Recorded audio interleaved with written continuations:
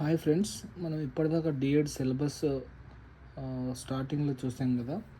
తర్వాత నెక్స్ట్ వచ్చేసి మనం ప్రీవియస్గా 1.1 మనోవిజ్ఞాన శాస్త్ర అర్థం గురించి ఆల్రెడీ ప్రీవియస్ వీడియోలో నేర్చుకున్నాము. సో మళ్ళీ ఒకసారి దాన్ని రివిజన్ చేయాలని నేను ఒకసారి క్విక్ రివిజన్ చేస్తున్నాను. మనోవిజ్ఞాన శాస్త్రం అర్థం వచ్చేసి ముఖ్యంగా ఆంగ్లంలో సైకాలజీగా పిలిచే మనోవిజ్ఞాన శాస్త్రాన్ని క్రీస్తుపూర్వం 400 సంవత్సరాల నాడే గ్రీకు తత్వవేత్తలు పేర్కొన్నారు. సైకాలజీ అనే పదాన్ని సైక్ అండ్ లోగోస్ అనే రెండు గ్రీకు పదాల నుంచి గ్రహించబడింది. సైక్ అంటే ఏంటి? ఆత్మ. లోగో అంటే ఏంటి? అధ్యయనం అని దీని యొక్క అర్థం అని వివరించారు. అయితే మనోవిజ్ఞాన శాస్త్రం మనిషి ఆత్మను అధ్యయనం చేసే శాస్త్రంగా ప్రారంభమైందని చెప్పారు. సో అలాగే ఈ మనోవిజ్ఞాన శాస్త్రం అనేది క్రీస్తు పూర్వం 400 సంవత్సరం నాటికి పేర్కొన్నప్పటికీ 1879 అంటే 1879 సంవత్సరంలో విలియం వోంట్ అనే జర్మన్ దేశానికి చెందినటువంటి శాస్త్రవేత్త లిప్జిగ్లో మొదటి మనోవిజ్ఞాన శాస్త్ర ప్రయోగశాలను నెలకొల్పడంతో మనోవిజ్ఞాన శాస్త్రం ఒక సాంప్రదాయక శాస్త్రంగా పరిగణించబడటం ప్రారంభమైంది అని మనం తెలుసుకున్నాం. అయితే సాహిత్యపరంగా మనోవిజ్ఞాన శాస్త్రాన్ని ఆత్మను అధ్యయనం చేసే శాస్త్రంగా పేర్కొన్నప్పటికీ ఆత్మ స్వభావాన్ని వివరించడంలో నిర్వచించడంలో ఉన్న ఇబ్బందులు, పరిమితుల వల్ల కొందరు శాస్త్రవేత్తలు మనోవిజ్ఞాన శాస్త్రాన్ని మనసును అధ్యయనం చేసే శాస్త్రంగా మార్చారు.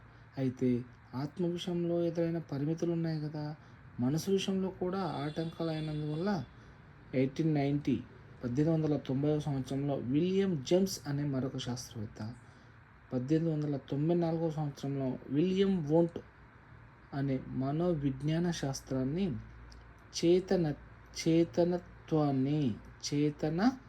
చేతనత్వాన్ని అధ్యయనం చేసి శాస్త్రంగా నిర్వచించారు.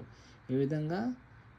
1894 సంవత్సరంలో విలియం వోంట్ మనోవిజ్ఞాన శాస్త్రాన్ని చేతనత్వాన్ని అధ్యయనం చేసే శాస్త్రంగా నిర్వచించారు అని మనం తెలుసుకున్నాం.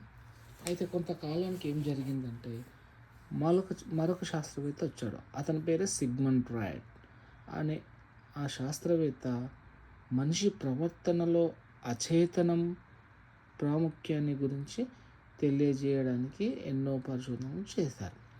అయితే వాటి వల్ల అచేతన ఉపచేతన భావాలను పరిగణలోకి తీసుకున్నటువంటి పరిమితమైన దృష్టిగల చేతనత్వాన్ని మనోవిజ్ఞాన శాస్త్ర విషయంగా పరిగణించాలనే ఆలోచన తిరస్కరించబడింది.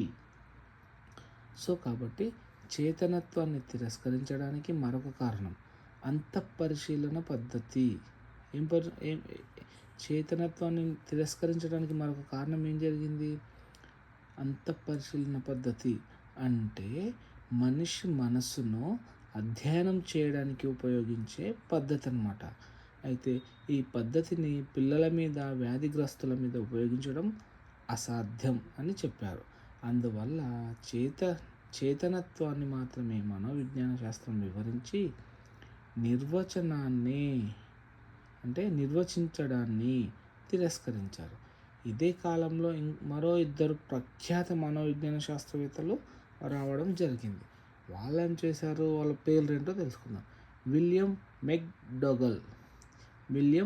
మెక్డొగల్, జాన్ బ్రాడస్ వాట్సన్. వీళ్ళ పేర్లు ఏంటి? బాగా గుర్తుపెట్టుకోండి ఫ్రెండ్స్. మరో ఇద్దరు ప్రఖ్యాత మనోవిజ్ఞాన శాస్త్రులు ఎవరంట? విలియం మెక్డొగల్,